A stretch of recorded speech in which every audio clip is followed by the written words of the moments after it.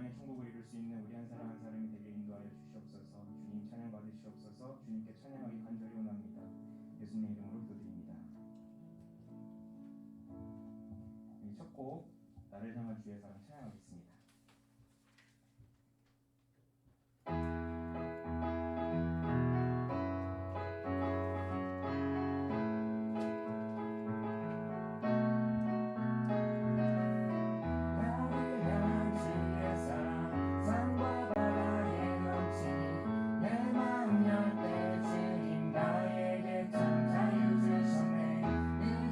속에 거하며 나의 속을 높이 들고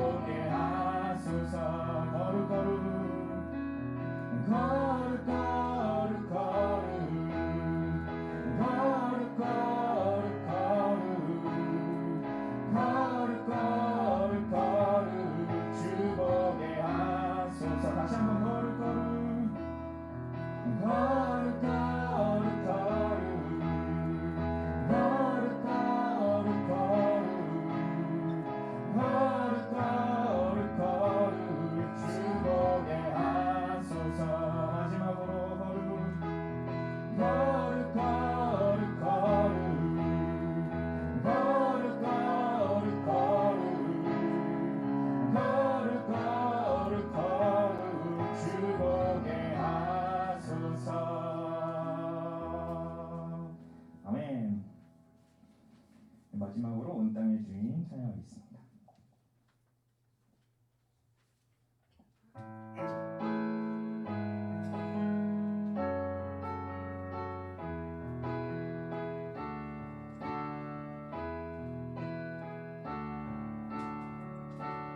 온 땅의 주인 되신 주님이 내 일을 마시며 상한 맘 돌보네.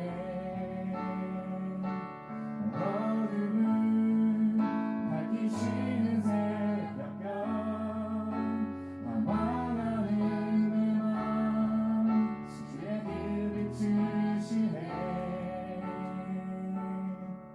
나로 인함이 아닌 주가 행하신 일로 나의 행함이 아닌 오직 주로 인하여 나는 오늘 피었다 지는 이름 없는 꽃과 같네. 바다에 있는 파도 안개와 같지만 주님 나를 붙드시고 부르짖음 들으시며 날 귀하다 하시네. 주님은 나의 죄를 보시고 사랑의 눈으로 날 일으키시네. 바다를 잠잠하게 하시듯 내 영혼의 폭풍 고요케 하시네. 나로 인함이 아닌 주가 행하신 일로 나의 행함이 아닌 오직 주로 인하여 나는 오늘 피었다 지는 이름 없는 꽃과 같네. 바다에 있는 파도 안개와 같지만 주는 나를 붙드시고 부르짖음 들으시며 날 귀하다 하시네. 나는 오늘 피었다 지는 이름 없는 꽃과 같네. 바다에 있는 파도 안개와 같지만 주는 나를 붙드시고 부르짖음 들으시며 날 귀하다 하시네. 마지막으로 나는 오늘 피었다지는 나는 오늘 피었다 지는 이름 없는 꽃과 같네. 바다에 있는 파도 안개와 같지만 주는 나를 붙드시고 부르짖음 들으시며 날 귀하다 하시네. 오늘도 우리를 부르시고 우리를 귀하다 말씀해 주시는 우리 주 예수 그리스도 그한 분만을 바라보며 더 기도하며 주님께 나아가겠습니다.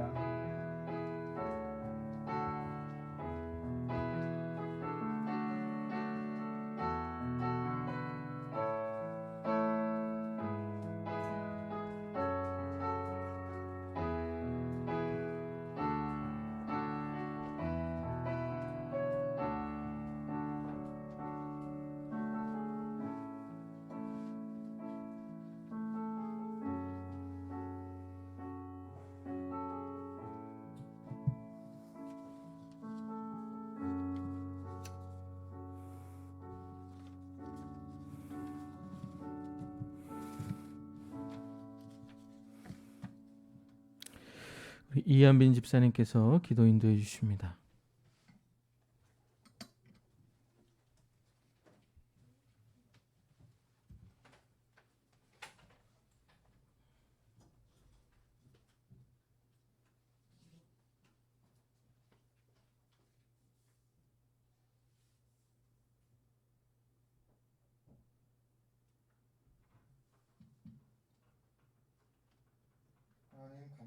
감사합니다. 오늘 이 자리에 모여 주님을 찬양하며 예배드릴 수 있게 허락하심에 감사합니다. 또한 한 주를 주님 안에서 무사히 살아내도록 하심에 감사드립니다. 주님, 우리의 삶을 놓고 기도합니다. 일상을 살다 보면 하나님을 잊고 사는 우리를 발견합니다. 우리의 관심사가 어디에 있는지, 우리의 마음이 향하고 있는 곳은 어디인지 끊임없이 되돌아보게 하시고, 우리의 우선순위가 하나님과 교제하며 하나님을 더 알아가며 있기를 원합니다. 주님, 우리의 삶이, 인생이 사역의 연속임을 고백합니다. 우리의 삶이 단순히 주어진 것들을 누리고 즐기는 것이 아니라 복음의 진정한 가치를 알며 우리가 살고 있는 이 땅에서 하나님 나라를 확장하는 데 사용되기 원함을 고백합니다.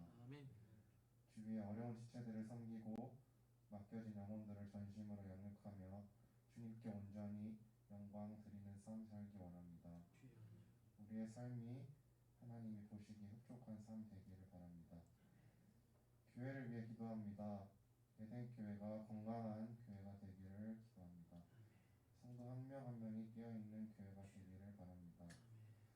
성도님들마다 각자의 사정과 힘듦, 어려운 점들이 있습니다. 각 사람마다 하나님께서 살펴주셔서 선하신 방향으로 인도해 주시옵소서. 아멘. 목사님과 전도사님 가정을 위해 기도합니다. 목사님과 전도사님께서 사역에 온전히 집중하실 수 있도록 그 이외의 모든 것들을 책임지시고 채워주시옵소서.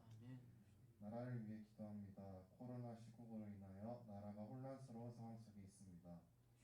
백신 확보와 접종이 사고나 후유증 없이 순조롭게 이루어지게 하시고 집단 면역이 하루빨리 이루어져 코로나 사태가 속히 종식되기를 간절히 기도합니다.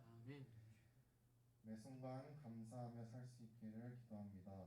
우리에게 주어진 모든 것들이 당연한 것이 아니라 사소한 것 하나하나 하나님의 은혜임을, 사랑임을 고백하는 삶 살게 하여 주시옵소서. 감사드리며 예수님 이름으로 기도드립니다.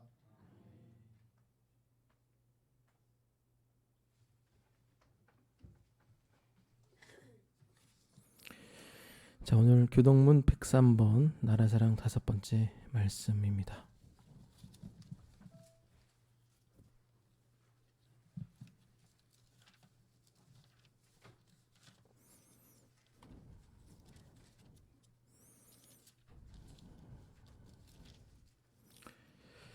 자, 제가 먼저 읽습니다. 내가 비옵는 것은 그들을 세상에서 데려가시기를 위함이 아니요 내가 세상에 속하지 아니함 같이 그들도 세상에 속하지 아니하였사옵나이다.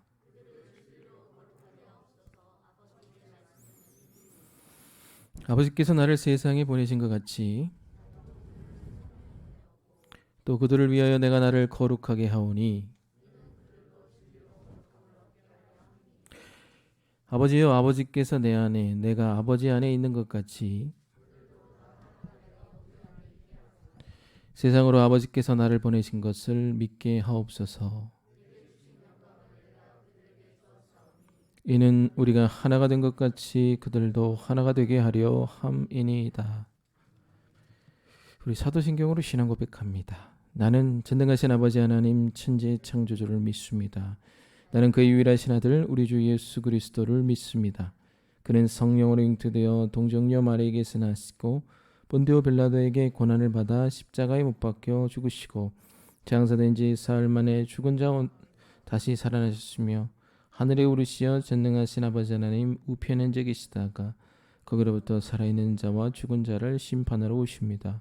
나는 성령을 믿으며 거룩한 공교회와 성도의 교제와 죄를 용서받는 것과 몸의 부활과 영생을 믿습니다. 아멘. 자, 우리 찬송가 493장입니다.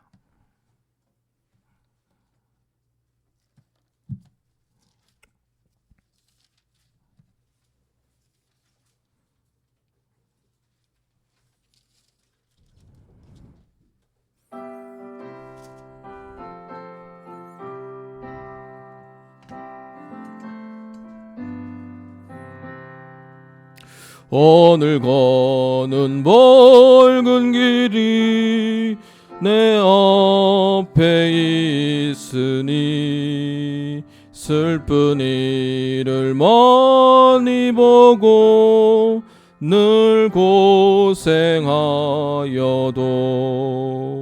하늘 영광 밝음이 어두운 그늘에 지니 예수 공로 의지하여 항상 빛을 보도다. 내가 염려하는 일이 세상에 많은 중 속에 근심 밖에 걱정 늘 시험하여도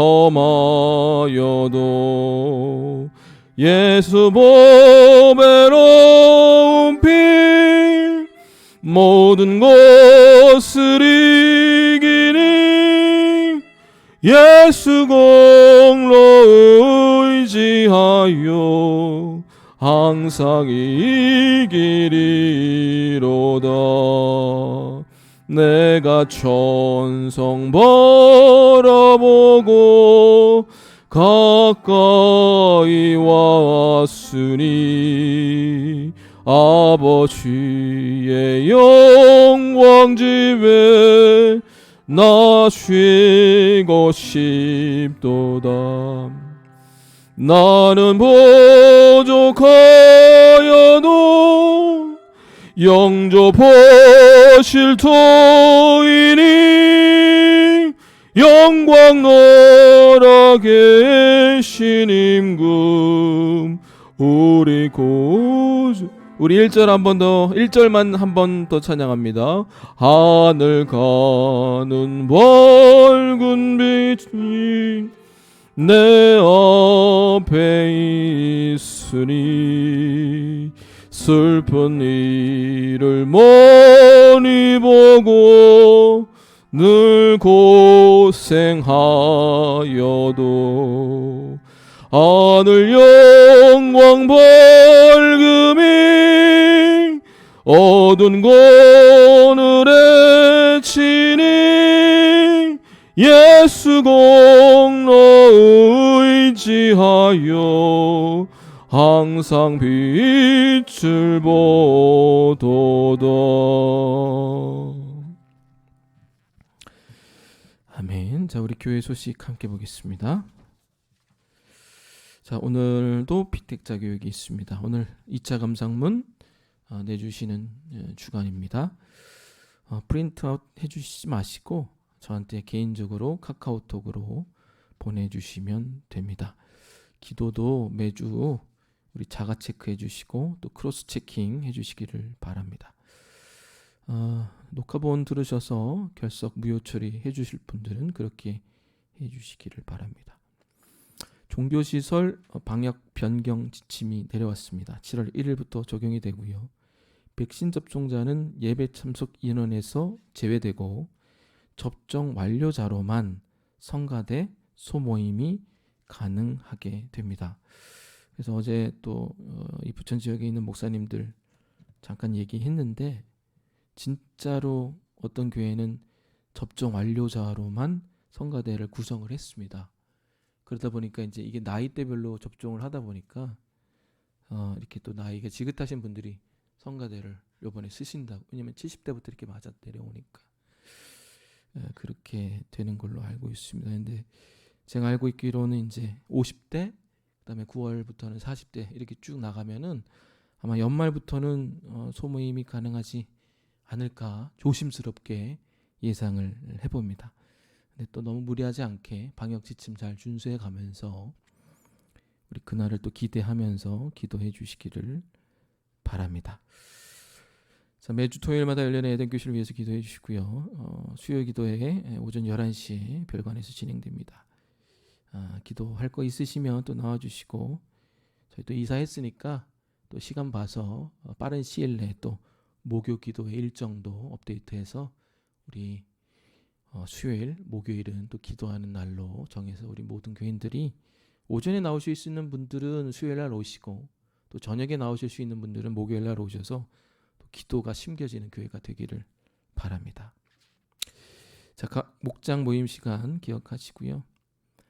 아직 이사 및 가족 신방 받지 않으신 분들 신방 7월인데 6월로 써놨네요. 신방 신청해 주시기 바랍니다.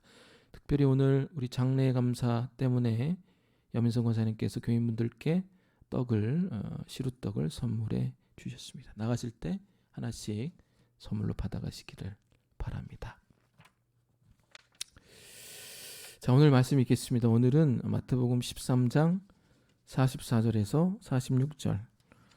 우리 3절밖에 안 되니까 다 같이 읽겠습니다.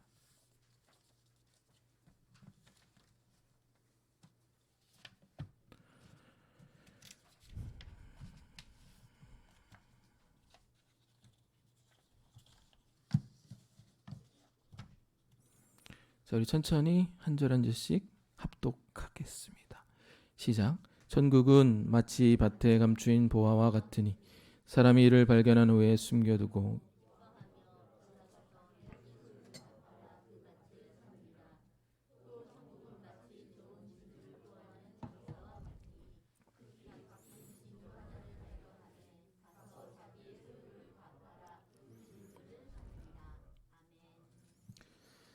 아멘. 자, 우리 앞뒤쪽에 계신 분들과 인사 나누시겠습니다. 안녕하세요, 반갑습니다. 안녕하세요, 반갑습니다.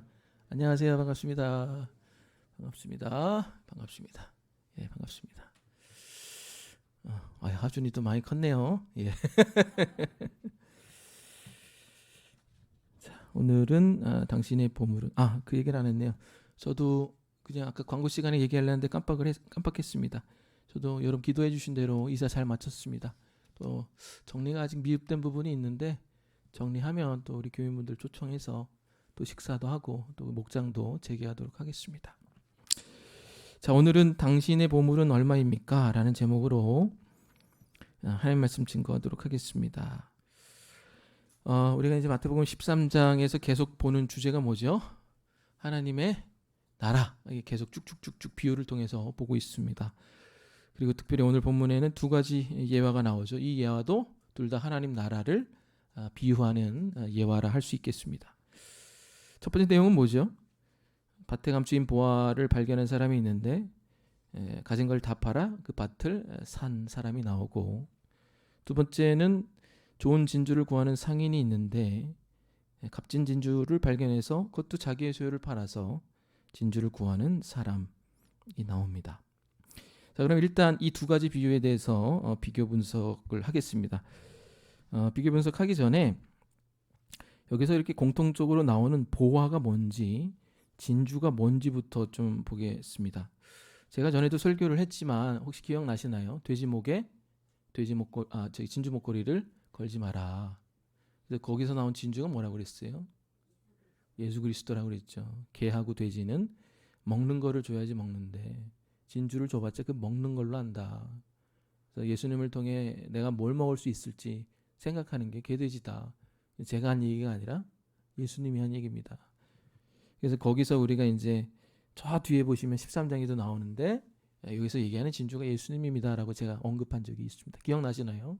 예, 그래서 여기서 나온 보화 그리고 여기서 나온 진주는 예수 그리스도 아니면 혹은 하나님의 나라를 지칭하는 것이라는 거 알아두시기를 바랍니다. 자, 그럼 오늘 이 2가지 비유에 대해서 비교 분석을 하겠습니다. 일단은 3가지 차이점과 3가지 공통점을 보고 이 공통점을 하나씩 분석해 가면서 하나님 나라를 우리가 어떻게 소유할 수 있는가를 결론적으로 보도록 하겠습니다. 자, 일단 이 2가지 비유에는 3가지 차이점이 있습니다. 어떤 차이점이 있는지 하나씩 좀 볼게요. 자, 첫 번째 차이점은 뭐냐면은 이 2가지 예화에서 보물을 발견한 방법이 각각 다릅니다. 자, 첫 번째 경우에는 이 사람이 어떻게 발견했죠? 밭에서 일하다가 우연하게 발견을 했습니다. 자, 두 번째 경우는 어떻게 발견했습니까? 우연하게 발견하진 않았지요. 어떤 목적을 가지고. 목적이 뭐예요?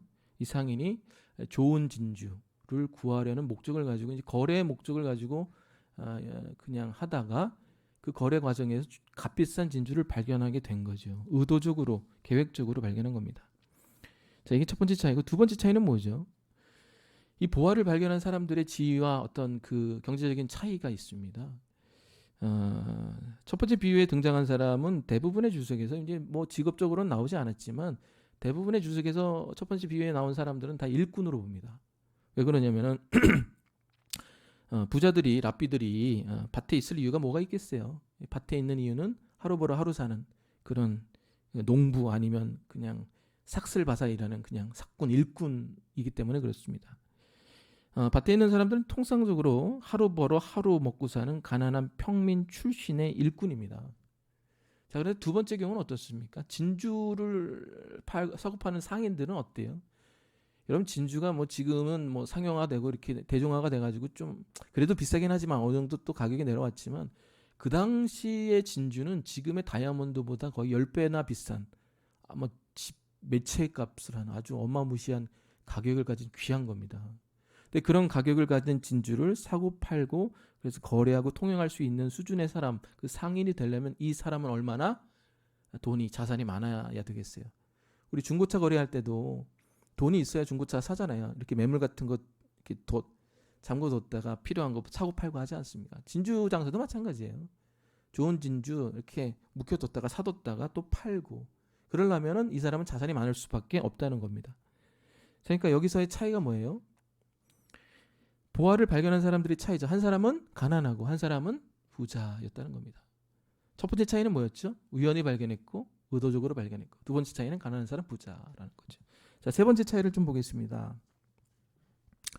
이 보화를 팔았던 사람들에게서 좀 차이가 납니다. 무슨 말이냐?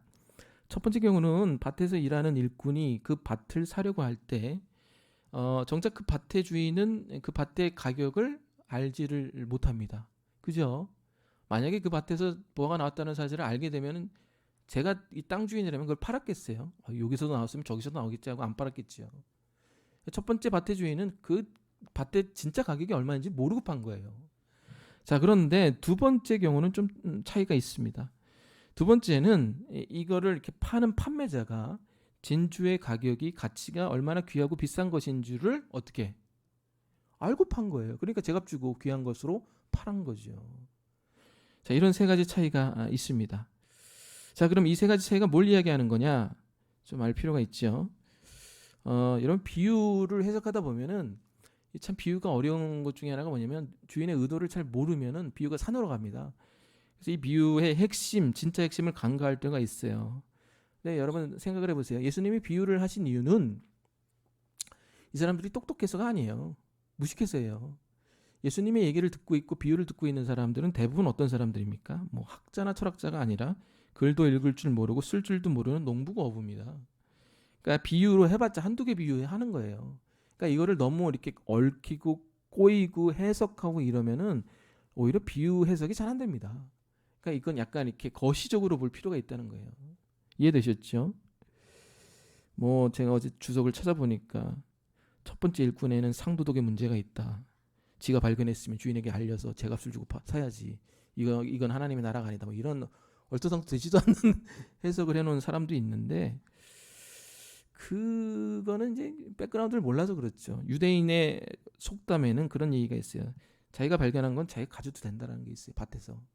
그런 어떤 유대인의 어떤 컨텍스트를 몰라서 이렇게 해석하는 경우도 있기 때문에 이 비유라는 거니까 참 어려워요. 컨텍스트도 알고 습관도 알고 말의 투도 알아야 다 종합해서 나올 수 있는 총체이기 때문에 그렇습니다. 자, 그럼 이 세 가지 차이를 통해서 우리가 거시적으로 봐야 될 게 뭐냐라는 거, 그걸 봐야 돼요. 보화는 우연히도 찾을 수 있고 의도적으로 찾을 수 있고 가난한 사람도 찾을 수 있고 부한 사람도 찾을 수 있고 몰라서 팔 수도 있고 알아서 팔 수도 있고 이 세 가지 차이를 통해서 우리가 알 수 있는 거시적인 핵심이 뭡니까? 보화는 누구에게나 열려 있다는 거예요. 그러니까 예수 만나는 거는 가난한 사람도 예수 만날 수 있고 부자도 예수 만날 수 있고 가난한 사람도 하나님의 나라에 들어갈 수 있고 부자도 하나님의 나라에 들어갈 수 있는 거예요. 그리고 또 예수를 만나고 하나님 나라에 들어가는 방법은 우리가 이렇게 재단할 수가 없다는 거예요. 어떤 사람은 우연히 들어갈 수 있고 정말 드라마틱하게 막 하늘에서 막 불이 내려와서 뜨거워서 들어갈 수도 있고 아니면 어떤 사람들은 정말 계획적으로 의도적으로 성경 공부하다가 무미건조한 그런 계획상에서 이게 정말 하나님의 나라였구나 해서 그렇게 들어갈 수도 있다는 거예요. 그러니까 하나님 나라를 들어가고 예수를 만나는 방법은 우리가 이렇게 재단할 수 있는 방법이 아니라는 거예요. 또 우리에게 복음을 알려주는 사람의 특징도 그렇습니다. 솔직히 말하면 저한테 1:1 제자 양육을 해준 그런 형님이죠. 그 당시 그 형님은 솔직히 말하면 좀 이런 표현하면 좀 그렇지만 자기도 그 내용이 뭔 줄 몰라요. 그래도 제가 이제 초신자니까 그때 대학생 초신자, 그래서 그분이 이제 그 형님이 뭐 편의점에서 뭐라도 사주면서 어떻게든지 알려주려고 막 이래서 저 그 형님의 어떤 그 애정과 기도를 통해서 제가 배운 거지. 솔직히 제가 초신자인데도 제가 이해파하기 더 빨랐습니다. 그게 무슨 얘기냐면은 우리에게 복음을 알려주고 하나님 나라를 알려주는 사람이 그 내용의 가치를 모르는 사람일 수도 있어요. 그럼에도 불구하고 우리는 그 나라를 얻을 수 있다는 거예요. 그러나 반대로 우리에게 하나님의 나라를 알려주고 예수님이 어떤 분인지 알려주는 그 사람이 그 가치를 아는 사람일 수도 있어요. 그러니까 그런 건 중요하지 않다라는 거예요. 이해되십니까? 즉 하나님의 나라는 누구에게나 열려있고 어떤 방법이라든지 가능하고 그것을 우리에게 알려주는 사람들이 알 수도 있고 못할 수도 있는 그런 여러 가지 방법 속에서 하나님의 나라는 우리에게 이렇게 밀려온다라는 그 하나님의 나라의 보편성과 다양성을 얘기하는 겁니다. 아멘. 이해되셨죠? 이게 이제 차이점을 통해서 우리가 알 수 있는 겁니다. 자, 그럼 공통점을 좀 보겠습니다. 이게 더 중요하겠죠. 이 두 가지 비유에 어떤 공통점이 있을까? 이 차이점과 마찬가지로 세 가지 공통점이 있습니다. 이게 좀 어렵지 않죠? 이거는 좀 쉽게 가겠습니다. 이 두 가지 비유에서 각각 2번씩 반복되는 표현이 있습니다. 그게 뭔지 한번 볼게요. 44절, 46절을 보겠습니다.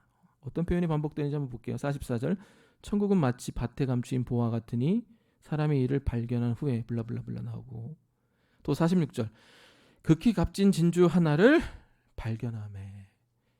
첫 번째 반복되는 단어가 뭡니까? 발견이라는 단어죠. 그러니까 보화는 뭐라는 거예요? 발견된다는 거예요. 이 말은 다른 말로 하면 보화는 그렇죠. 감추어져 있다, 숨겨져 있다라는 얘기입니다. 이게 이제 공통점이죠. 우리 눈에 안 보이는 감춰져 있는 거. 자, 두 번째 반복되는 표현이 뭡니까? 44절의 후반에 보면은 돌아가서 자기의 소유를 다 팔아 밭을 샀다. 46절에도 보면 뭐예요? 진주 하나를 발견하며 자기의 소유를 다 팔아 진주 샀다. 뭐가 공통점이죠? 보화가 숨겨졌다가 첫 번째고, 보화를 사는 공통점이 뭐예요? 뭐 자산이야 다를 수 있겠지만 일꾼과 상인의 그 보화를 사는 방법은 가지고 있는 거 다 팔아서 사는 것밖에 없다는 얘기예요. 그러니까 하나님 나라 중간이 없다는 거예요. 네가 가지고 있는 거 다 팔아서 들어가거나 아니면 안 팔거나 조금 팔아서는 못 들어간다는 거죠. 자, 그리고 결론적으로 세 번째 공통점이 뭐냐? 여러분, 보화를 발견했다고 사람들이 누구나 가지고 있는 것을 다 팔아서 그것을 사지를 않습니다. 그럼 누가 이런 행동을 할 수가 있는가? 누가 이런 행동을 할 수 있어요? 오늘 본문에 보면은 무슨 내용이 나와요? 16절, 극히 값진 진주 하나를 발견하매라고 그랬어요. 그러니까 이 사람은 진주의 가치를 아는 거죠. 44절도 마찬가지예요. 보화를 왜 감춰요? 왜 숨겨둬요? 이것이 귀하니까 숨겨둔 거예요. 그러니까 세 번째 공통점이 뭐냐면은 이 보화의 가치를 아는 사람만이 이것을 살 수 있다는 거예요. 그리고 동시에 더 나아가서 그걸 가지고 있는 걸 다 판다는 건 뭐예요? 그것을 다 팔 수 있는 위험을 무릅쓴 사람만이 이 하나님 나라를 들어갈 수 있다는 거예요. 그러면 삶이 완전히 변화한 거잖아요. 가지고 있는 거 다 팔면 이제 상인도 못하고 일꾼도 못하는 거 아니에요. 그래서 삶이 완전히 새로운 삶으로 나아가는 거 아닙니까? 이런 사람만이 하나님 나라에 들어갈 수 있다. 그 얘기하는 겁니다. 그러니까 공통점 세 개가 뭐예요? 첫 번째, 보화는 감춰져 있다. 두 번째, 보화 살려면 어떻게 해야 돼요? 가지고 있는 거 다 팔아야 된다. 세 번째, 그렇게 하기 위해서는 어떻게 해야 돼요?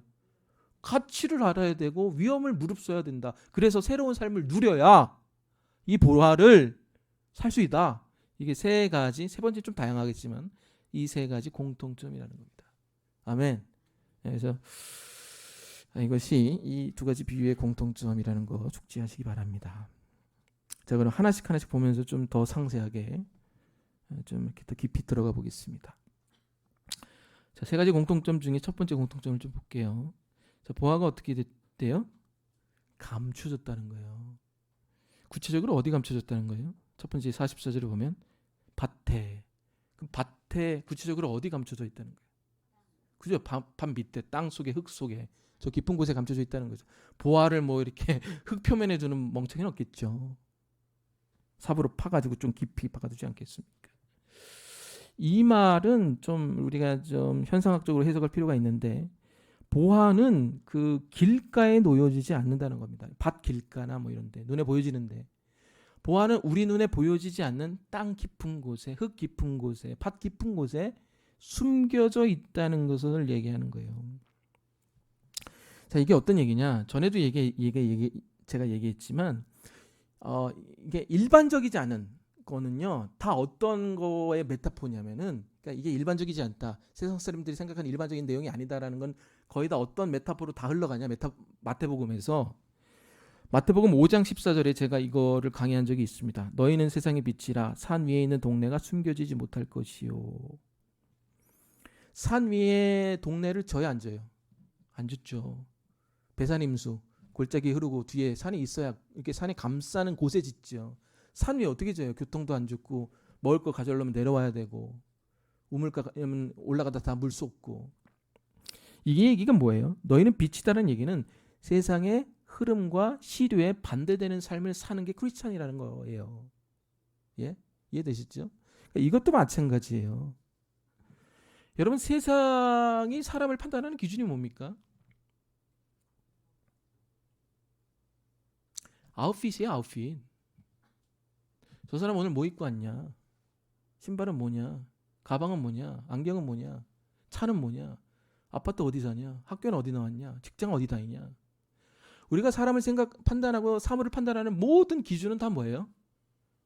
피상적이고 외적인 겁니다. 아, 목사님 저는 안 그래. 그렇지 않아요. 교인들이 더 외적이게 판단해요. 교인들은 거기다 하나 더 추가하죠. 뭐? 믿음까지 좋아야 돼. 할렐루야. 욕심쟁이. 우리의 모든 가치는 다 보여지는 것에 의해서 평가됩니다. 또 우리가 또 그런 좋은 평가를 갖게 되면 또 자신감도 가져요. 그런 평가에 근거해서 자신의 지위와 모습을 더 꾸미게 되고 유지하게 되고, 그것에 근거해서 더 그런 비슷한 사람들과 인맥을 쌓게 됩니다. 그게 세상이에요. 세상은 그 사람 속에 뭐가 있는지 별로 관심 없어요. 그냥 외적으로 보여지는 거, 아웃핏. 그런 것에 관심이 있어요. 그런 것들로만 사람을 판단합니다. 그래서 여기에 예수님이 태클을 거신 거예요. 야, 너 세상 그렇게 보지 마. 너 세상 보는 방식으로 내 나라를 보면 내 나라에 들어올 수가 없어. 너희가 세상을 보는 방식으로 나를 보면 나를 누릴 수도 발견할 수도 없어. 하나님 나라의 진리를, 보화를 발견할 수 없어. 너 그렇게 살지 마. 라고 경고하고 계시는 겁니다. 아멘. 왜?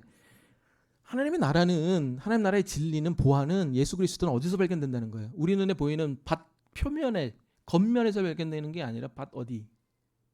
속에서, 안 보이는. 여러분, 표면은 우리 눈에 보이잖아요. 풀도 있고 뭐도 있고. 근데 밭 안은 보여, 안 보여요? 안 보여요. 이 안 보이는 곳에서 하나님의 나라가 발견된다는 거예요. 아멘. 그렇게 보라는 겁니다. 그럼 이 안 보이는 곳이 구체적으로 어떤 것을 얘기하는지 좀 더 들어가 볼게요. 네, 좀 약간 좀 오늘 보면 약간 어려워요. 두 절인데 또 비유도 있고 해서. 그 보여지지 않는 그 안 보여지는 곳은 정확히 어떤 것을 얘기하는 건지를 좀 더 들어가겠습니다. 자, 이 보화를 발견한 사람이 누굽니까? 직업이 뭐예요? 워크맨, 일꾼이죠. 농부, 또 상인입니다. 물론 이 상인이 돈이 많긴 하지만 이 시대상으로 봤을 때 농부, 일꾼, 상인은 어때요? 사회적으로 봤을 때? 그냥 평범한 사람들이에요. 물론 상인은 돈이 많긴 하지만, 이렇게 그 하이어 에듀케이셔널 하는 사람들이 아닌 거죠. 교육받은 사람이 아니에요. 그래서 또 농부는 솔직히 말하면 하루 벌어서 하루 사는 사람이기 때문에 사회적인, 이런 표현은 좀 그렇지만 약간 루저일 수 있어요. 이런 사람들이 뭘 발견한 거예요? 하나님의 나라를, 보화를 발견했다는 거예요. 자, 발견한 주체가 이렇고, 그럼 이 보화를 어디서 발견했어요? 밭에서 발견했어요. 또 진주상인은 딜하다가 발견한 거예요. 거래하다가. 그러니까 둘 다 자기 일하다 발견한 거예요. 노멀한 일, 그냥 루틴한 일, 평범한 일, 그냥 심플한 그런 자기의 일하다가 밭에서 보화 발견하고 진주 거래하다가 진주 발견한 겁니다. 어디 특별한 곳에 가서 발견한 게 아니라는 거예요. 그러니까 특별한 사람이 아닌 보통의 사람이 발견한 거고, 특별한 것이 아닌 보통의 장소에서 발견했다는 거예요. 이해되십니까? 그게 외상이 아닌 이면에서 하나님의 나라를 발견했다는 것의 더 구체적인 뜻입니다. 자, 그리고 아까도 말한 것처럼 이 보화는 뭐다? 예수 그리스도라는 얘기입니다. 종합하면 뭐예요? 보화는 겉에서 발견하는 게 아니라 속에서 발견되는데, 이 속을 더 구체적으로 얘기하면 이 속은 뭐예요? 이 복음은, 하나님의 나라는 어떤 사람들에게서? 평범한 사람들에게서 발견되고, 평범한 곳에서 발견되고, 예수 그리스도에게서 발견된다는 겁니다. 아멘. 그게 우리 눈에 보여지지 않는 이면에 감춰져 있는 대상, 그 서브젝트라는 얘기예요. 자꾸 영어 써서 죄송합니다. 이게 자, 첫 번째 가겠습니다. 하나님의 나라는 누구에게서 발견된다? 평범한 사람들에게서, 좀 혹은 사회적인 루저에게서 발견되고, 두 번째는 보통의 장소, 평범한 일상 가운데, 평범한 내용 가운데, 비범하지 않은 내용에서 발견된다는 거고, 세 번째는 보화가 예수님 안에서 발견된다. 보겠습니다. 제가 그 부교육자 생활을 그래도 한 8년, 9년 했어요. 그렇게 오래 한 건 아닌데, 뭐 12년, 20년 한 사람도 많은데, 근데 제가 신방할 때 제일 은혜를 많이 받았던 분들 중에 하나가 계세요. 모든 분들도 다 은혜를 받았지만, 저희 그 교구 중에 겨울이 되면은 이제 쌀 20kg 포대해가지고 한 20가정씩 구제해서 나눠줍니다. 그럼 정말 뭐라 그럴까요? 달동네 같은, 부천에 달동네 같은 지역이 있어요. 계단도 높고, 막 이거를 양복 입고 막 땀 삐질삐질 흘러가면서 막 들고 올라가요.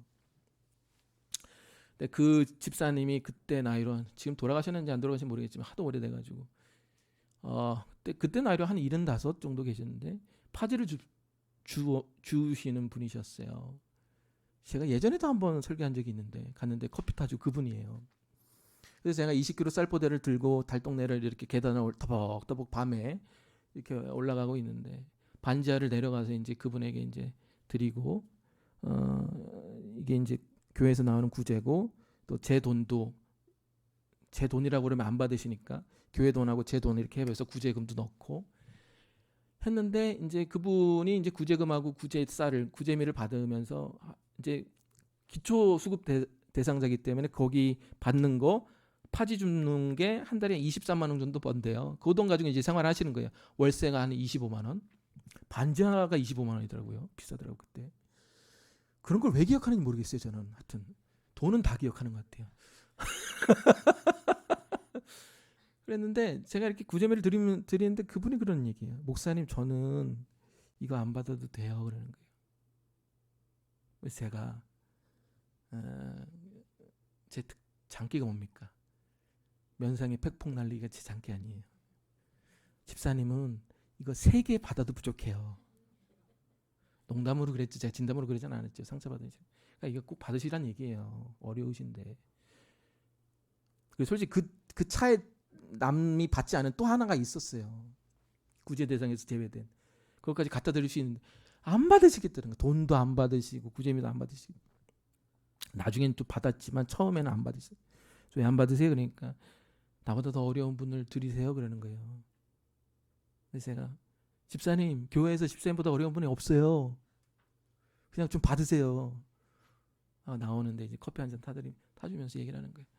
목사님, 제가 왜 이런 고백을 하냐면, 저는 이렇게 파지를 주우면서 정말 하나님 나를 얼마나 사랑하시는지, 주변에 나를 돕는 얼마나 수많은 좋은 하나님의 사람들이 있다는 것을 매 파지 줍는 날마다 느껴요. 그게 너무 감사하고 감격해서, 제가 무슨 이 나이에 무슨 부귀영화를 누리겠다고 이걸 받겠습니까? 더 어려운 사람 주세요. 그게 제가 더 기쁜 일이라고 믿습니다라는 거예요. 제가 망치로 머리를 한 대 탁 맞은 것 같아요. 나는 부목사라 치고 칩시고 주님 뭐가 부족해 하면서 쌀 들고 왔는데 그분의 입에서 나오는 건 다 하나님 나라 얘기예요. 내가 하나님 나라 가서 어떤 일을 하고 예수님과 어떤 여생을 남은 저기 미래를 누리는 얘기를 막 주저주저 하는데 제가 목사인데도 참 부끄럽더라고요. 여러분 그거 아세요? 하나님 나라 얘기는 보통의 사람, 어찌 보면 사회적인 루저처럼 보이는 사람들에게서 더 많이 나오는 경우가 많습니다. 우리가 착각을 해요. 더 멋있어 보이고 나이스해 보이고 좋은 사람들에게서 하나님 나라가 보인다. 물론 그런 경우도 있지만 극히 드물어요. 세상은 재밌거든요. 이번 주에 이건 여민성 권사님이 장례를 마치고 전화를 주셨어요. 아, 권사님 장례 잘 마치셨어요? 그래서 예, 그래서 교회에 너무 감사해서 뭐라도 하고 싶어요, 목사님. 그래서 이제 안 그러셔도 된다고. 영 권사님이 너무 감사해서 뭐 식사라도 대접하고 싶은데 코로나라서 식사가 안 돼서 그래서 떡이 좋겠어요. 그래서 알겠습니다, 목사님 떡도 맛있는 거 해서 대접할게요. 그래서 말씀을 이런저런 얘기 주고받으면서 권사님이 이런 고백을 하시는 거예요. 너무 이렇게 그 은혜를 받았다는 거예요, 우리 교인들한테. 그래서 뭐가 은혜예요? 그러니까 너무 많은 교인들이 이렇게 관심도 주시고 기도도 해주시고 뭐 돈은 다가 아니지만 부의금도 해주시고 사랑도 주시고 그러니까 너무 많은 분들이 나랑 같이 예배드리는 그 보통의 사람들이 이런 사랑과 관심을 주실 줄 몰랐는데 이게 너무 많이 받아서 너무 그게 은혜였다는 거예요, 장례 기간에. 자기가 이제 본인께서 너무 뭐라도 갚고 싶다라는 걸로 오늘 이제 떡을 해오셨다는 거예요. 원래 제가 이제 그 교회 장례도 많이 치러봤지만은 솔직히 이렇게 누구의 장례 가운데 이렇게 관심을 갖고 기도를 하고 부의를 내는 거는 좀 어려운 일이에요, 솔직히 말하면. 청년들에게나 젊은 사람들에게나. 근데 무슨 얘기냐면 그거에 은혜를 받으셨던 거예요, 권사님이. 내 주변에서 저 평범한 사람들이 때론 나에게 관심 없어 보이는 것처럼 보일지라도 그런 사람들이 나에게 이런 사랑과 애정을 나를 혼자 외롭게 두지 않았네라는 것에 감동과 은혜를 받은 겁니다. 아멘. 그게 여러분 하나님의 은혜. 하나님의 은혜는, 하나님의 나라는 비범한 사람들에게서 나오는 게 아니라 우리 주변에 있는 평범한 사람들, 사회적인 루저처럼 보이는 사람들에게서 나오는 거예요. 야, 우리 하나였구나. 우리 공동체가 하나였구나. 저 사람이 나를 이렇게 생각하구나. 여기에 은혜가 있는 거예요. 이게 하나님 나라라는 거예요. 제가 이번 주에 그 이사를 했잖아요. 저도 은혜를 받은 게 있어서 좀 나누려고 합니다. 저희 지금 전사님도 지금 일을 하고 계시잖아요. 다른 일을 하고 계시는데 저희 이사 날하고 그 전날에 이제 몸이 아프셔가지고 이제 월차를 내신 거예요. 병원도 다녀오시고. 그래서 목사님 제가 몸이 아파서 좀 쉬고 있습니다. 그래서 내일이 목사님 이사하시죠? 그러는 거예요. 그래서 그랬다. 잘 쉬라고. 근데 제가 가서 돕겠습니다. 그래서 그냥 쉬라고. 안 와도 된다고. 다 포장 이사라고.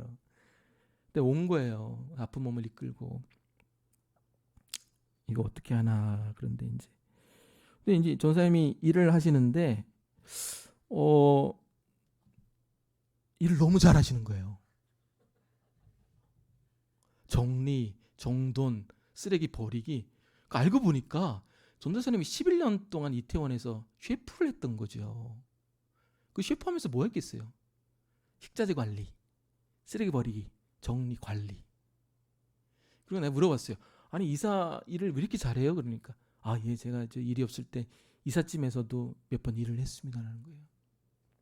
그러니까 뭐 포장하고 정리하고 이렇게 하시는 걸 너무 잘해가지고 제가 너무 감동을 받았어요. 저는 그런 거에 감동을 받아요. 제가 못하는 일을 잘할 때. 저는 그런 거 잘 못해요. 너무 잘하시는 거예요. 몸도 안 좋으신데 뭐 버리기. 무슨 얘기냐면은 저는 전도사님이 좀 개인적인 얘기를 해서 좀 외람될 수도 있지만 저는 전사님에게 그렇게 생각했어요. 내가 이렇게 신앙을 가르쳐주고 또 교회 행정을 가르쳐주고 교인과의 관계를 알려드리면서 전도사님이 그래도 이 교회를 통해서 나를 통해서 많은 것을 배우고 계시는구나. 그래서 많은 것을 배우고 성장하고 계시는 거야. 전도사님에게 있어서는 좋겠구나라는 생각을 했어요. 근데 한편으로 제가 이렇게 그런 이사하는 과정을 보면서 제가 느낀 게 뭐냐면은 전도사님에게 좋은 게 아니라 저에게 좋은 거예요. 내가 못하는 일, 내가 잘 못하는 일, 전도사님이 할 수 있는 은사와 달란트를 가지고 제가 알지 못하는 곳에서 전도사님이 이 교회를 섬기고 정리하시고 청소하시고 관리하시는 여러 가지 선한 일을 통해서 하나님이 합력하여 선을 이루어 나가셨구나. 아멘. 제가 회개했어요. 너 머리로 하나님 나라 일하는 거 아니다. 너 네가 혼자 하는 거 같지? 저 전도사의 도움을 통해서 여기까지 온 거다. 합력하여 선을 이루는 게 이게 하나님 나라의 방식이다. 오히려 내가 저분은 내가 가르쳐 주시는 분이지가 아니라 거기서 내가 하나님한테 한 방을 맞은 거예요.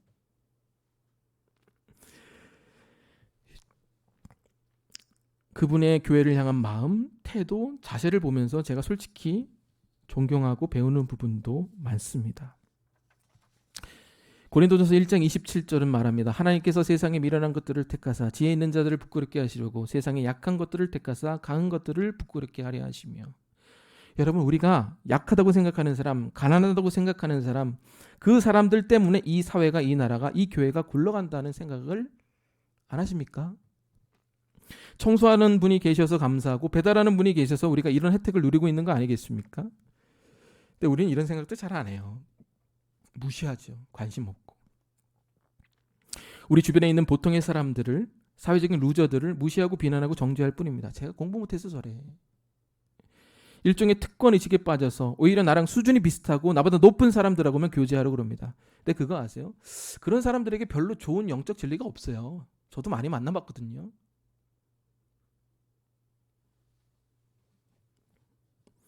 자세히 보면요, 하나님의 나라의 진리, 그 진리는 그냥 보통 사람들에게서 은근히 발견될 때가 많아요.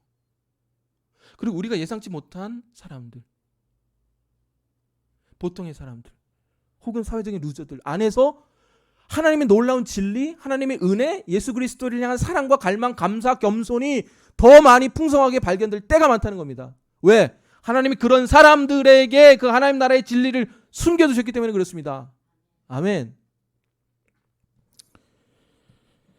여러분, 그거 아세요? 우리 주변에 남에 대해서 말이 많은 사람이 있어요. 작은 것도 크게 부풀려서 문제화시켜서 얘기하는 사람. 여러분들, 이런 사람들 조심하세요. 여러분들 주변에 두지 마세요. 왜 그러냐? 이런 사람들은 모든 것을 외적으로 판단하는 사람들이기 때문에 그래요. 그래서 비판하는 거예요. 그런 사람들은 자기도 외적으로 봅니다. 네, 저도 사역한 지는 그렇게 오래되지 않지만요, 저도 그래요. 사역하다 보면 이 사람이 괜찮은 사람인 줄 알았는데 막상 지내고 보니 아이고 아니네, 그런 사람도 있고, 이 사람이 좀 그런 사람이네. 근데 시간이 지나니까 이 사람 참 괜찮은 사람이네 하는 사람이 있어요. 근데 그것도 또 왔다 갔다 하면서 변해요. 무슨 얘기인지 아십니까? 사람의 진가는요, 몇 개월 사귀어 본다고 1년 사귀어 본다고 거기서 나오는 게 아니에요. 하다가도 변하고 회개하고도 변하고 성장하기도 하고 하면서 연합해서 하면서 이렇게 오래오래 보면서 그 사람 안에 심겨진 하나님의 진리, 진가, 은사들이 수년이 걸쳐서 나오게 되는 겁니다. 왜? 하나님 그런 사람들에게 심겨뒀으니까. 우리가 비판하는 그 보통의 사람들, 우리가 보지 못하는 그 사람의 진가, 영적인 진리, 하나님이 주신 은사와 은혜가 우리보다 그분들에게 더 많은 경우가 많다는 겁니다. 그걸 보셔야 돼요. 그런 사람들에게 하나님이 신겨놨기 때문에 그래요. 자, 두 번째, 하나님의 나라, 하나님 나라의 진리를 일상적인 거, 비범하지 않은 것에 숨겨놨다는 거예요. 그게 무슨 얘기냐? 제가 설명드리겠습니다. 요한복음 18장 33절에 보면 빌라도가 예수님에게 묻습니다. 네가 왕이냐? 왜 물어요? 왕같지 않으니까 물은 거예요. 이에 대해서 예수님이 이렇게 답변하십니다. 37절, 예수께서 대답하시되 네 말과 같이 내가 왕이니라. 내가 왕이 되기 위해 태어났고 이를 위해 세상에 왔나니 곧 이 진리에 대해서 증언하려 함이라. 빌라도에게 진리가 무엇인지에 대해서 예수님이 답변을 합니다. 나는 왕이다. 그리고 이 진리를 너한테 얘기한다. 나는 왕이 되기 위해서 태어났고 왕이 되기 위해서 이 땅에 왔다. 섬기기 위해서 왔다라는 진리를 얘기하는데 걷다 대놓고 빌라도가 뭐라고 답변하느냐? 그렇다면 진리가 무엇이냐? 무슨 얘기인지 아세요? 예수님이 빌라도 앞에 진리가 뭔지를 얘기해 줬어요. 나는 왕이고 왕인데 섬기기 위해서 이 땅에 왔다. 이를 위해서 왔고 이를 증언하러 왔다. 이게 진리잖아요. 복음이고. 그 복음을 진리를 얘기했는데 빌라도가 못 알아듣고 또 뭐라는 얘기예요? 다른 진리 없어 얘기하는 거예요. 진리가 뭐야? 여러분 그거 아세요? 세상 사람들에게 복음을 얘기해요. 제가 저도 지구촌교회에서 전도폭발 훈련을 받을 때 그 분당 서현역에 가서 전도폭발 훈련을 2시간, 오전 2시간, 오후 2시간 이렇게 해요. 그래가지고 결신자를 5명 만들어야 돼요. 10명을 하루에 채워야 돼요. 전화번호 받고. 근데 제가 이렇게 복음을 얘기하잖아요. 복음이 뭐예요? 예수님이 우리 죄를 위하여 돌아가셨고 우리가 그것을 믿으면 우리가 하나님의 자녀가 된다는 게 복음이잖아요. 근데 대부분의 사람들이 이 복음을 전하면 어떤 반응을 보이느냐?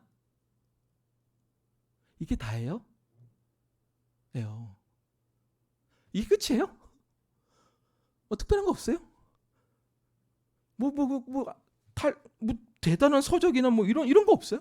이게 끝이에요? 이렇게 간단해요? 이렇게 평범해요? 뭐가 이렇게 비범하지 않아요? 대부분의 사람들이 그래요. 근데 안타까운 건 뭐냐면 믿는 사람들도 그래요. 여러분 그거 아세요? 하나님의 나라의 진리는 보통 사람들에게 심어놨어요. 근데 동시에 하나님 나라의 진리는 보통의 비범해 보이지 않는 그 복음의 그 2줄밖에 안 되는 그 메시지에도 숨겨놓은 거예요. 아멘. 여러분 우리의 삶에서 일어나는 모든 문제가 다 어디서 기인하는지 아십니까? 우리가 복음 안에 서 있지 않기 때문에 기인하는 거예요. 예수님이 나의 죄를 용서하셨고 평안을 주셨고 그래서 나의 삶을 책임지시고 왕이 되어주시는 이 놀라운 2줄의 문장이, 이 비범하지 않은 이 문장이 나에게 복음이 되지 않기 때문에 모든 삶의 문제가 일어나는 겁니다. 예수님이 더 이상 나의 삶의 왕이 되지 않으니까 거기서 문제가 일어나는 거예요. 이 보통에 보이는 비범하지 않는 이 메시지 안에 복음의 진리가 있는 거예요. 우리의 모든 삶의 문제 해결하는 건 뭐예요? 예수께로 돌아가면 돼요. 근데 이 말을 사람들이 어떻게 듣느냐? 고리타분하게 들어요. 특별히 젊은 사람들, 장로님들 나오셔서 예전에 장로님들 나오셔서 기도하는 거 있잖아요. 하나님 아버지 하면서 예전에 그 시골교회 장로님들 그 기도하시는 거 있잖아요. 설교보다 더 길게 하시는, 설교는 20분 하는데 기도만 30분 하시는 장로님들이 있단 말이에요. 내용은 하나예요. 예수 그리스도 삼위일체 하나님 찬양합니다. 돌려막기 하면서 계속 기도하시잖아요. 왜요? 그리고 또 목사님도 그래요. 시골교회 하나님. 우리 젊은 사람들 그런 거 보면 어떻게 돼? 설교가 다양하지가 않아. 기도가 이렇게 저렇게 고리타분해. 섬세하지 않아. 근데 여러분 그거 아세요? 진리가 원래 섬세하지 않아요. 진리가 원래 고리타분하게 보여요. 왜? 하나님이 그렇게 평범한 그 복음 안에 진리를 숨겨놨기 때문에 그래요. 그래서 저는 지금 예전에 그 시골교회에서 듣던 그 장로님의 기도가 그리울 때가 있어요. 비범해 보이진 않지만 그분의 그렇게 진솔한 그 기도 가운데 복음만을 얘기한 그 가운데 진리가 있구나. 예수님에게 돌아가십시오. 예수님에게 돌아가십시오. 이 말이 고리타분하게 들리시죠? 그게 문제예요. 고리타분하게 들리는 게. 왜? 복음은요, 그 고리타분하게 들리는 그 진리 안에 있거든요. 여러분, 예수 안에 모든 보화와 지식과 해결책이 있습니다. 삶이 꼬이면요, 그럼 예수님 앞에 돌아가면 돼요. 그게 제일 빨라요. 근데 그게 제일 간단하거든요. 비범해 보이지 않거든요. 뭔가 특별한 해결책이 있어야 되거든요. 아니에요. 그 비범해 보이지 않는 그 길에, 복음에 하나님 나라가 있는 겁니다. 해결책이 있는 겁니다. 자, 세 번째, 그 진리는 그리스도 안에 있습니다. 그리스도 안에 숨겨져 있어요. 골로새서 2장 2절 3절. 너희로 하나님의 비밀인 그리스도를 깨닫게 하려 함이니 그 그리스도 안에는 각종 지혜와 지식의 모든 보화가 감추어져 있느니라. 아까도 얘기했지만 요한복음 18장을 통해 얘기했지만 빌라도가 예수를 왕이라 안 봤어요. 이유가 뭐예요? 예수님이 볼품이 없어서 그래요. 여러분 보세요. 예수님의 외모가 어때요? 이사야 53장은 얘기합니다. 그는 풍채도 없은즉 우리가 보기에 흠모할 만한 아름다운 것이 없도다. 풍채가 없다는 얘기는 덩치가 없다는 얘기예요. 이 얘기는 왜소하고 가냘뻤다는 얘기예요. 흠모할 것이 없다는 얘기는 잘생기지 않았다는 거예요. 속된 말로 못생겼다는 거예요. 평범하거나. 여러분 예수님 성화 보면은 풍채가 좋잖아요. 잘생기고 비달사수네. 그렇지 않아요. 못생겼어요. 예수님은. 못생기신 분 희망을 가시길 바랍니다. 풍채가 안 좋으신 분 희망을 가시길 바랍니다. 예수님은 풍채가 없었어요. 예수님의 경제 상황은 어떻습니까? 예수님의 부모였던 요셉과 마리아가 뭘로 제사를 드렸죠? 비둘기 2마리. 그 시대에 가장 가난한 사람들이 드릴 수밖에 없는 번제물이 비둘기 2마리입니다. 찢어지게 가난한 거예요.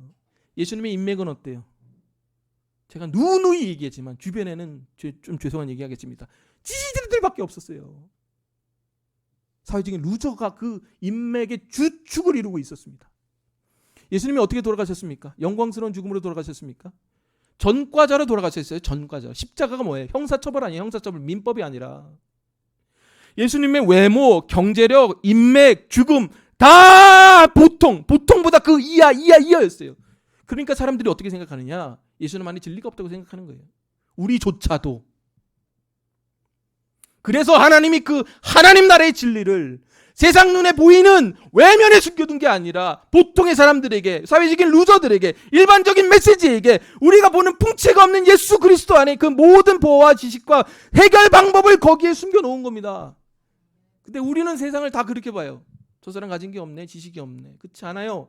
그 사람 안에 여러분이 알지 못하고 깨닫지 못한 하나님 나라의 진리가 더 있을 수 있습니다. 여러분을 살리는 하나님 나라의 지혜와 해결의 메시지가 그 사람의 입을 통해서 나올 수도 있는 거예요. 볼품없어 보이는 반복되는 메시지 안에서도, 목사님의 메시지 안에서도 나올 수 있는 거예요. 우리가 무시하는 그 예수 그리스도 안에 모든 해결책이 있는 겁니다. 가면 돼요. 그게 제일 빨라요. 근데 우리 눈에 안 보이죠. 그래서 하나님이 그 모든 보화를 그 보통의 사람들, 보통의 메시지, 그 풍채 없는 예수 그리스도의 모습 안에 숨겨 놓은 겁니다. 이거를 캐내시기를 주의 이름으로 축원드립니다. 발견하시기를 축원드립니다. 옆에 여러분 보통의 사람들 있잖아요. 우리 주변 한번 돌아보시기 바랍니다. 주변 한번 돌아보세요. 비범한 사람들 한 분도 안 계시죠? 여러분 빈정거리는 게 아니라 옆에 있는 사람들 중에서 하나님 나라 진리를 발견하시 축원합니다. 자, 그러면 우리가 이 진리를, 하나님 나라를 어떻게 가질 수 있는가, 그 방법에 대해서 보겠습니다. 우리 46절 읽겠습니다. 46절 시작. 극히 값진 진주 하나를 발견. 가서 가게의 수요를 답하라. 그 진주를 사는 일. 자, 우리가 어떻게 이 진리를, 하나님 나라를 소유할 수 있겠습니까? 두 가지가 나왔죠. 극히 값진 진주를 발견할 수 있는 통찰력이 있어야 되고, 두 번째는 가진 것을 답할 수 있는, 위험을 감수할 수 있는 행위가 있어야 된다는 겁니다. 이 말에는 하나님 나라 들어가는 데는 중간이 없다는 거예요. 가진 거 다 팔거나 네 몸을 던지거나 아니면 그렇지 않거나. 이건 몸을 불살질러서 헌신한다 이 얘기가 아닙니다. 마음을 주라는 거예요. 자, 그 하나님 나라에 들어갈 수 있는 첫 번째 방법이 뭐예요? 가치의 전환이에요. 삶의 의미의 전환. 제가 예전에도 얘기했지만 사람들은 가치의 동물입니다. 그 가치대로 행동하고 가치대로 소비하고 가치대로 생활합니다. 가장 가치롭다고 생각하는 것에 돈을 쓰죠. 교육이 가치로우면 교육비가 늘어날 것이고, 여가가 가치로우면 여가비가 늘어날 것이고, 가치로운 것 때문에 일의 순서가 바뀌기도 합니다. 내일이 시험인데 병문안을 가야 하는 약속이 잡혔다. 저 사람이 나에게 더 중요하다. 그럼 가치가 바뀌는 거예요. 시험 연기하고 병문안 가는 겁니다. 사람들은 가치의 순위와 순서가 있고 그것에 따라 움직인다는 겁니다. 그럼 여러분 안에 있는 가치가 뭔지를 한번 보세요. 내가 뭐 때문에 염려하는지, 내가 혼자 조용히 가만히 있으면 어떤 것부터 생각이 나는지, 내가 밤에 잠을 잘 때 뭐 때문에 악몽을 꾸는지, 뭐 때문에 괴로워하는지, 그게 여러분이 가장 가치로워하는 일이에요. 여러분이 가장 가치로워하는 일을 찾는 건 그렇게 어려운 일이 아니에요. 제가 방법 알려드릴게요. 교회 혼자 한번 와보세요. 아무것도 생각하지 마. 그리고 그 순간 여러분이 생각나는 거, 그게 여러분에게 가장 가치로운 거예요. 그리고 밤에 잘 때 뭐가 제일 걱정이 되는지 한번 생각해 보세요. 그게 여러분에게 가장 가치로운 거예요. 어렵지 않죠?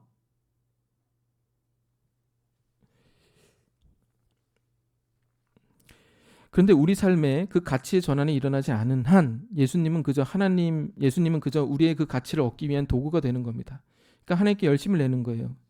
그래야 그것을 통해 내 커리어, 내 직업적 성공, 안정, 가정, 결혼, 아이 그런 걸 다 가질 수 있으니까. 자, 그러면 그 가치의 기준을 바꿀 수 있는 유일한 해결책이 뭐냐? 이걸 볼게요. 왜? 가치의 전환이 일어나야지 가진 거 다 팔 수 있는 행위가 일어나잖아요. 가치의 전환이 일어나야 가진 걸 다 팔 수 있는 행위가 일어나야 하나님 나라에 들어가는 거잖아요. 그럼 이 가치의 전환이 어떻게 일어나는, 이 가치의 기준을 바꿀 수 있는 해결책이 뭐냐? 44절 읽겠습니다. 44절 시작. 천국은 마치 밭에 감추인 보화 같으니 사람이 이를 발견한 후에 숨겨 기뻐하며 돌아가서 자기의 소유를 다 팔아. 자, 자기의 소유를 다 팔아 그 밭을 사는 것은 가치의 전환이 일어난 후의 행동이잖아요. 그리고 가치의 전환이 일어난 거는 뭐예요? 사람이 이를 발견한 후 숨겨둔 게 가치의 전환이 일어난 거잖아요. 그럼 그 사이에 가치의 전환과 함께 일어난 게 뭐예요? 기뻐하며 돌아가서예요. 이해되십니까? 가치의 전환 그리고 그 이후의 행동 사이에 뭐와 뭐가 있어요? 기뻐하며 돌아가서가 있다는 거예요. 무슨 얘기냐면 여기서 얘기하는 그 기쁨이라는 얘기는 그냥 그 삶의 어떤 재미의 기쁨이 아니라 그 사랑하는 사람에 대한 기쁨이에요. 사랑과 함께 나옵니다. 이해되세요? 사랑하는 사람을 통해서 얻는 기쁨이에요. 그리고 오늘 그 돌아가서라는 이 단어도 그냥 go back 했다는 얘기가 아니라 return했다, 회개했다라는 단어와 동시에 쓰이고 있습니다. 아주 의미심장한 얘기죠. 그러니까 가치의 전환이 일어나고 그래서 우리가 가진 걸 모든 걸 파는 이 사이에 뭐와 뭐가 있다는 거예요. 사랑의 기쁨과 회개가 동반이 돼야 가치의 전환이 일어난다는 거예요.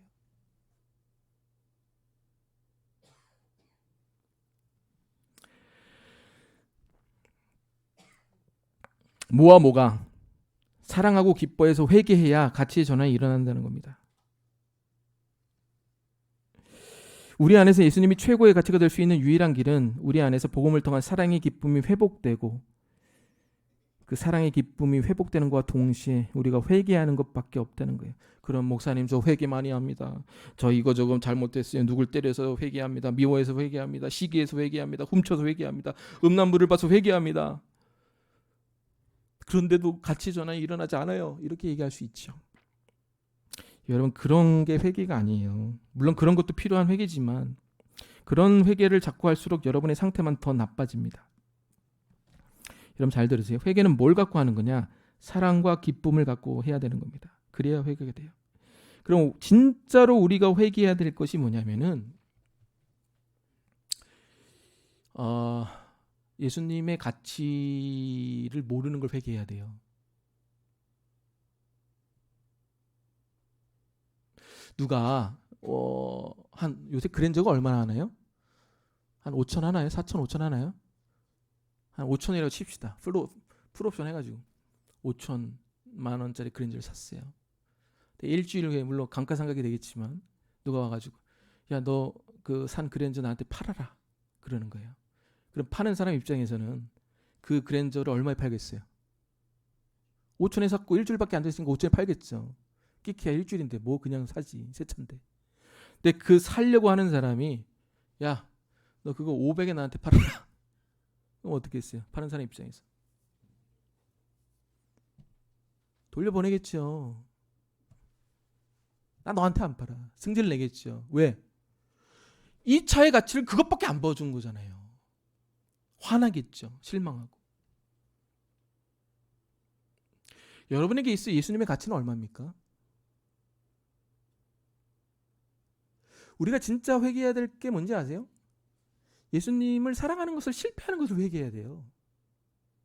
예수님의 가치를 제값으로 매길 수 없겠지만 가격 자체를 매길 수 없겠지만 예수님의 가치를 귀중히 여기지 않는 것에 실패한 것을 회개해야 됩니다.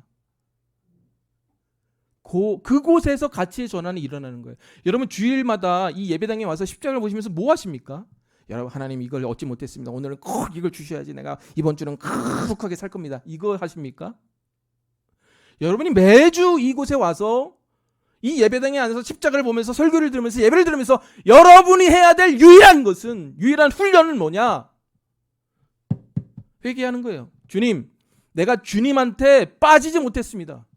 주님의 가치를 잃어버렸습니다. 주님을 사랑하는 것에 실패했습니다. 주님 때문에 내 인생이 황홀하게 되는 것을 경험하지 못했습니다. 이걸 회개합니다. 거기서부터 모든 것이 출발하는 겁니다. 여러분 부부간에도요. 부부가 가만히 있으면 사랑스러워져요? 절대 그렇지 않습니다. 부부가 가만히 있으면 이혼각입니다. 이혼각. 제가 망언인가요? 아니요. 잘 들으세요. 부부관계도요. 기도 안 하면 절벽입니다. 부부관계도 기도 안 하고 의탁 안 하면 이거예요. 목사도 똑같아요. 하나님과 우리와의 관계 가만히 있는다고 늘어날까요? 좋아질까요? 그렇지 않아요. 세상이 이미 침범했어요. 우리의 가치의 전환은 이미 일어났어요. 그래서 우리가 가진 걸 팔지는 않는 거예요. 그러니까 하나님 나라를 들어가지도 못하고 누리지도 못하는 거예요. 그러니까 보통 사람들, 보통의 복음 안에 정말 그리스도 안에 감춰진 것들을 누리지 못하고 살아가는 거예요. 다 프로세스예요. 그 시발점이 어디냐? 오늘 내가 그리스도를 사랑한 것을 실패한 것에 회개하는 거예요. 그리스도의 가치를 내가 500만 원으로밖에 보지 못한 내 한량한 이 속물 같은 내 자신을 회개하는 것밖에 없어요. 그래야 주님이 나를 위해서 하신 그 일을 봤을 때 다시 내 안에서 사랑의 기쁨이 회복되고 돌아가서 가진 것을 다 팔아 하나님의 나라를 들어가고 하나님의 나라에 선한 것들을 누리게 될 줄로 믿습니다. 그게 여러분이 매주마다 여기 와서 해야 될 거예요.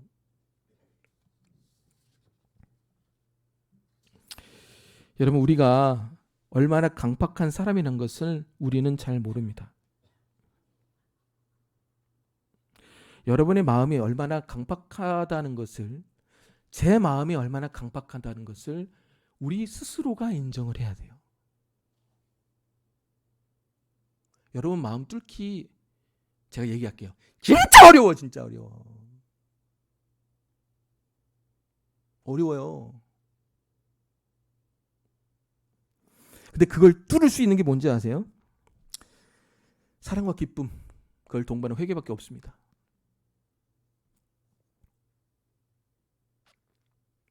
십자가 안에 섰을 때 주님이 우리를 위해서 하신 일을 묵상하고 내가 주님을 사랑하는 일에 실패했음을 인정하고 그 사랑과 회복을 위해 주님이 우리에게 하신 일을 다시 한번 생각하고 묵상할 때 그 훈련을 반복적으로 할 때 그 가치의 전환이 일어나 우리가 가진 것을 조금이라도 다 팔아보겠다는 조금만의 결단과 실행이 그나마 나올 수 있게 되는 겁니다. 그래서 여러분이 살면서 해야 될 고백이 뭐예요? 주님만 있으면 됩니다. 이게 그 얘기 아니에요? 가진 거 다 판다는 얘기. 주님만 있으면 돼요. 가진 거 다 팔 수 있어요. 그때 하나님 나라에 들어갈 수 있고 그때 비로소 하나님 나라에 있는 게 보이게 되는 거예요. 아, 이게 중요한 게 아니구나. 이건 영원한 게 아니구나. 대부분의 크리스천들은 자기가 얻게 될 것에 대한 가치를 모릅니다. 천국의 가치, 예수님의 가치, 자기 옆에 있는 성도의 가치, 자기가 모시는 목사님의 가치, 그 가치를 모를 때가 많아요. 그냥 세상의 루저처럼 보이겠죠. 목회자도 성도도 교회도. 근데 그렇지 않아요. 왜? 우리 안에 있는 그리스도의 가치는 세상이 매길 수 없을 만큼 가장 가치롭기 때문에 그렇습니다. 모든 문제의 시발점이 어디냐? 우리가 예수님에게 가치를 두지 않기 때문에 그래요. 그러니 가진 걸 다 팔아 사지도 않으니 보화를 가질 수도 누릴 수도 없게 되는 겁니다. 우리가 잘 들으세요. 예수님을 가장 가치롭게 여기면 어떤 일이 발생하느냐? 우리 주변의 보통의 사람들 안에서 가치가 발견이 돼요. 우리가 예수님의 가치가 회복되면 어떤 것들이 회복되느냐? 보통의 일상적인 메시지에 가치를 느껴요. 목사님이 맨날 반복적으로 얘기하는 고리타분 한 얘기가 정말 내 인생 살렸네. 복음 맨날 얘기하는데 그 복음의 해답이네. 결국 우리의 모든 문제의 시발점은 우리가 예수님 사랑에 실패한, 가치 부여에 실패한 그 일로부터 일어나게 되는 겁니다. 사랑하는 여러분, 기쁨으로 돌아가서 여러분이 가진 밭을 다 팔아 보화를 품은 그 밭을 사게 되시기를 주의 이름으로 축원드립니다. 기도하겠습니다. 주님 감사합니다. 우리가 이렇게 살아갑니다. 주님의 가치도 모른 채, 보통의 사람의 가치도 모르는 채, 복음의 가치도 모르는 채, 그리스도의 가치도 모르는 채 우리가 가진 세상의 가치를 최우선으로 여기며 살아갑니다. 그러니 누리지도 못하고 발견하지도 못하고 그저 일꾼으로 그저 좋은 진주를 구하는 상인으로 인생을 살아가게 됩니다. 주님, 하나님 나라에 들어왔으면 하나님 나라의 것을 누리게 하여 주옵소서. 하나님 나라의 좋은 것들을 발견하게 하시고 누리게 하시고 감사하게 하시고 감격하게 하여 주시고 보여주게도 하게 하여 주시고 나눠주게도 하여 주시옵소서. 가치의 전환, 하나님의 사랑, 예수님 사랑에 실패하지 않는 우리가 되게 하옵소서. 감사드리며 예수님의 이름으로 기도드립니다. 아멘. 자, 우리 드린 말씀 놓고 찬양하며 나아갑니다. 약한 나로 강하게 우리 찬양할게요.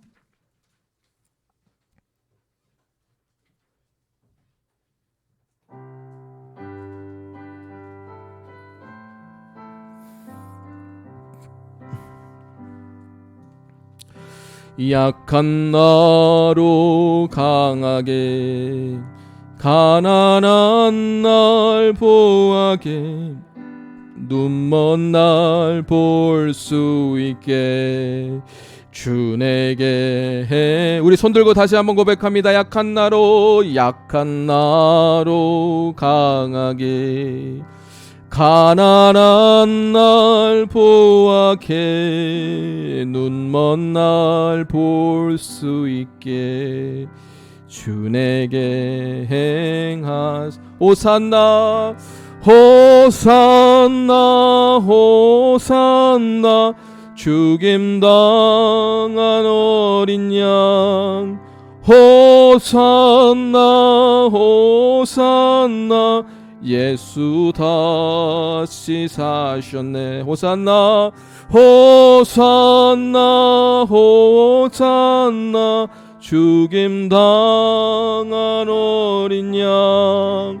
호산나 호산나 예수 다시 사셨네. 우리 이렇게 기도했으면 좋겠습니다. 하나님, 우리 일상의 밭에, 일상의 일터에, 평범해 보이는 메시지에, 평범해 보이는 사람들에게, 평범해 보이는 그리스도의 모습 가운데 하나님이 숨겨준 하나님 나라의 보화들이 숨겨져 있습니다. 우리가 예수님의 가치를 제대로 평가하지 않기 때문에, 예수님 사랑에 실패했기 때문에 하나님이 심겨놓은 보화를 발견하지도 못한 채, 누리지도 못한 채 살아가고 있습니다. 오늘 주님 주신 말씀 놓고 우리 주여 한번 부르고 우리 기도하며 나아갑니다. 주여, 하나님 감사합니다. 우리를 위해서 심겨놓은 땅의 보화들이 있습니다. 밭의 보화들이 있습니다. 값비싼 진주들이 있습니다. 하나님 나라에 들어가서 하나님 나라의 것들을 누리려고 하나님이 심겨둔 사람들이 있고, 하나님이 심겨둔 보통의 사람들, 보통의 메시지들, 보통처럼 보이는 그리스도의 모습들이 있습니다. 매일매일 매주 보는 그 그리스도의 모습, 보통의 일상적인 십자가의 모습, 보통의 사람들의 모습, 보통의 메시지의 모습들 가운데 우리가 정말 알지 못하고 우리에게 정말 필요한, 정말 갈급한 메시지요, 정말 갈급한 보화들이 있습니다. 하나님, 그러나 발견하지 못하는 우리의 불충함을 용서하여 주시옵소서. 하나님을 사랑하지 못하는, 사랑에 실패한 우리를 용서하여 주시고, 하나님의 가치를 제대로 평가하지 못했던 우리들을 용서하여 주시사 다시 기쁨으로 우리의 이 얄팍하고 아버지, 우리의 단단한 마음을 녹여 주시옵소서. 주님 감사합니다. 주님 감사합니다.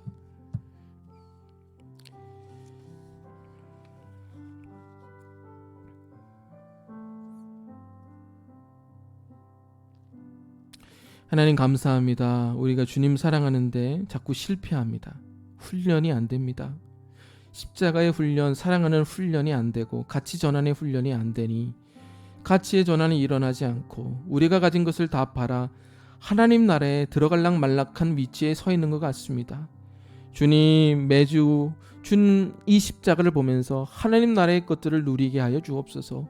우리의 일상의 터전에서, 일터에서, 우리가 만나는 보통의 사람들, 보통의 성도에서, 사회적인 루저들 안에서, 우리가 보이는 이 일상의 크리스찬, 그리스도 안에서, 일상의 십자가 안에서 주님이 심겨놓은 하나님의 나라의 보화를 발견하게 하여 주시옵소서.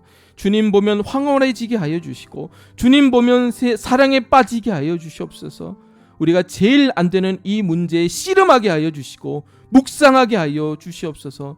주님, 여기서 실패하지 않게 하여 주시고 여기서 승리하게 하여 주셔서 주님, 이 땅을 살 때뿐만 아니라 저 세상에 갈 때까지 하나님이 심겨놓은 이 보화를 다 캐내고 누리고 가져갈 수 있는 복된 사람들 될 수 있도록 도와주시옵소서. 주님 감사합니다. 우리가 드린 예물을 기뻐 받아주시고 많은 사람들 도울 수 있는 교회 되게 하시고 구제선교 많이 할 수 있는 교회 되게 하여 주시옵소서. 주님 감사합니다. 사랑합니다.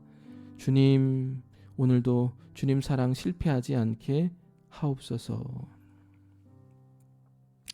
이제는 우리 구주 예수 그리스도의 은혜와 하나님의 놀라우신 사랑과 성령의 감화함동 교통 인도 역사하심이 주님 사랑한 것을 실패하지 않아 가진 거 다 팔아 하나님 나라 보화를 발견하기 원하는 여기 모인 사람들 머리 위에 이제로부터 영원토록 함께하여 주시기를 간절히 축원하옵나이다. 아멘. 주님 감사합니다. 아버지,